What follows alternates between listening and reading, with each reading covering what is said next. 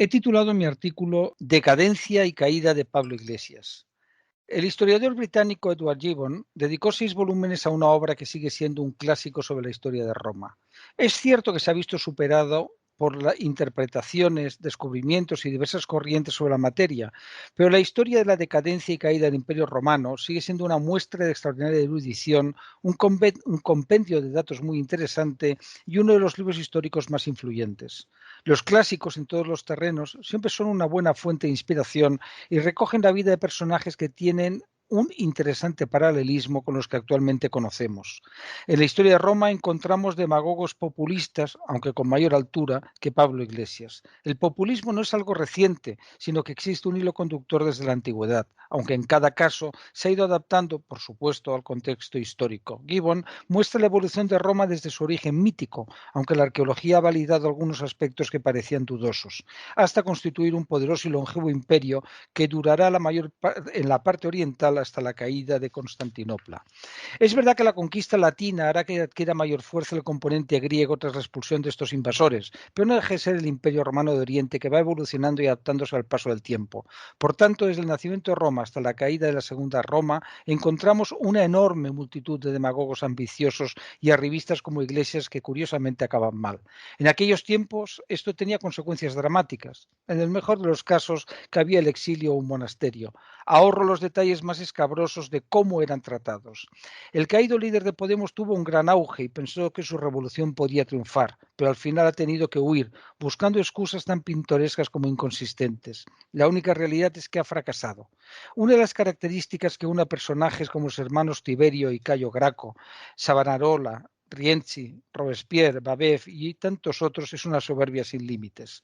Es la misma que tenían los populistas del siglo XX como Vladimir Lenin, Fidel Castro, Benito Mussolini, Adolf Hitler, Mao Zedong, Hugo Chávez.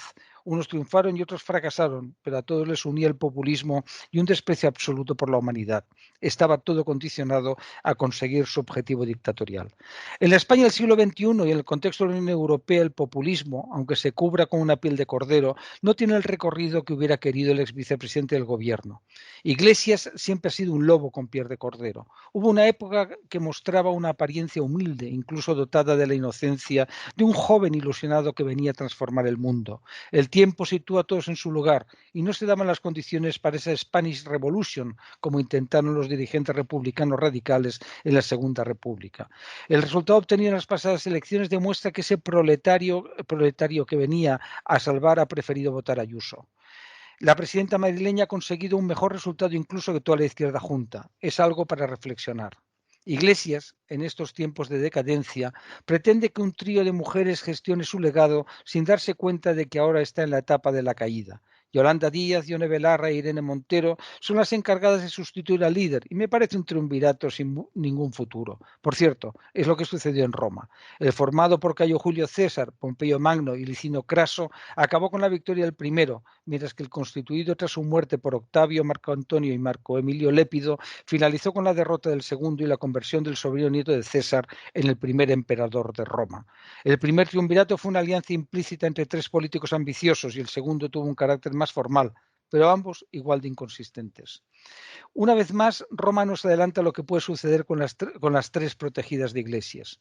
Aunque el Imperio Romano no solo sobrevivió, sino que faltaban por escribir algunas de sus páginas más gloriosas, con figuras como el propio Augusto, Trajano, Marco Aurelio, Constantino, Teodosio, Justiniano, Heraclio, Constantino V, Basilio II.